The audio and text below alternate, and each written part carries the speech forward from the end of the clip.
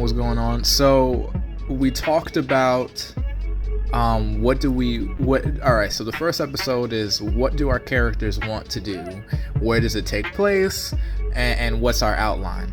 So the next one was you can write at your own pace. You could write for 3 hours, you could write for 10 minutes, you could write for an hour, whatever your tolerance is. Don't be guilty or ashamed that you can write for 3 hours and other people are like, oh fuck you nigga, you can write for 3 hours, or oh haha, you can only write for 20 minutes, you lazy ass nigga, haha. Like don't I need you to be like a bowling ball in your own lane. Swing in your own lane. Stay focused.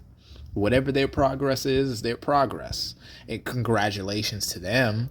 You know, though you for the first time ever, focus on youth, you know? So anyways, we have our scene, Carpe Noctem, which means in the night in Latin, I think. I have to double check that. Though we have our scene. So we have our scene, right? Before you start any dialogue or anything, you have to set it up. Set up set up the location, right? So for example, we have,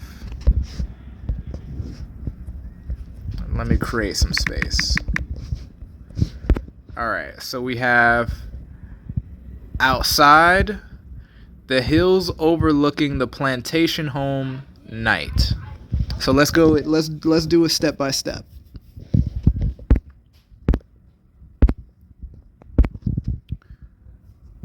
Out, O-U-T stands for outside. Or if the location is inside, you would say I-N-T.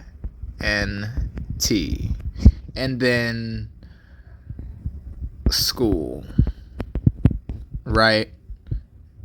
So after O-U-T or I-N-T is where's the place, like where is it at?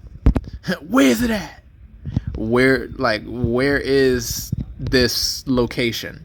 So in this example, it's out, the hills overlooking the plantation home. There's a reason why it's a plantation home, but I don't want to spoil it. Stay tuned. So we have where the location is, and you could pretty much write anything that's outside. For example, park, outside of someone's house, not a plantation home. Outside of outside anywhere. Same thing if it was inside. It was inside of a store, inside of class, inside of your house, your mansion.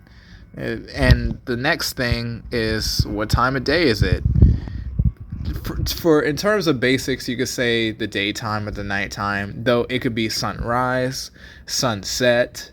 You can even put like a time, like 7 p.m., 8 p.m., 9 p.m., and you can have it like they have in those movies when the scene changes. You know, you ever seen those movies where the scene changes and it says 0700 hours or 0300 hours or 2 p.m. or 3 p.m. or 3 hours later, 2 days later, blah, blah, blah, right? And if you noticed what it says in parentheses, it says, readers should feel tense, ready for a fight to happen. You don't have to write this. This is something for me to understand personally. So let's say I'm writing dialogue, right? Because I put this parentheses here, I'm always thinking to myself, like, is this tense enough? Or is it does this have the emotional tone, the mood that I want? You don't have to put this, it's optional. And then after we do that, we set up the action. What is action? Action is basically well, what is happening? Like, is the character sipping coffee, sipping tea in your hood? Is the character sipping tea in a trap house? Is the character reading a newspaper? Action is literally, what action is the character doing? Is there even a character in front of the camera? What is the setting doing? What is the location doing? What are the extras in the movie doing? Like, is there like a crowd? Like, so say you're on Wall Street, for example. You're in one of those stock exchange places.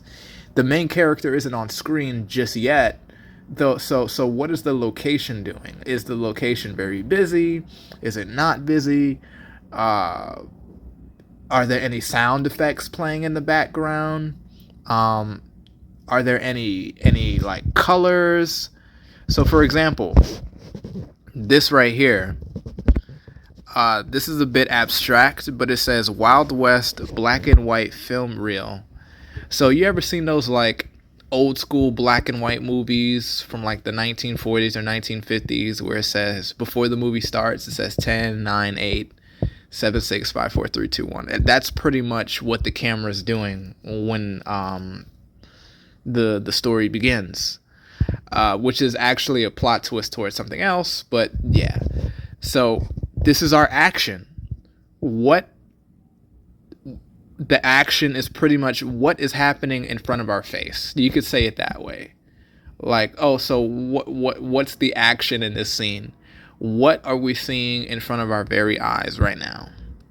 And what we see in front of our very eyes is a Wild West black and white film reel intro with the caption in the middle of the screen, from the timeline of True Comics.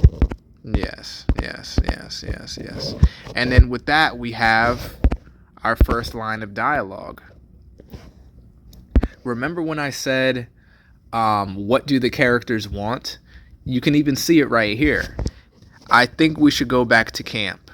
Run away with the breeze. Do something else, sort of thing.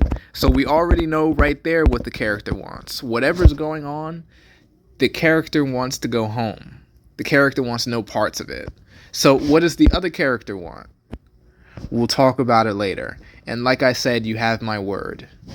So the other character is a little bit more vague. Whatever it is, he doesn't want to talk about it now, though he does say he'll talk about it later. So you have Wolfman here. He wants to go home. He doesn't say yes or no, but he does say we'll talk about it later.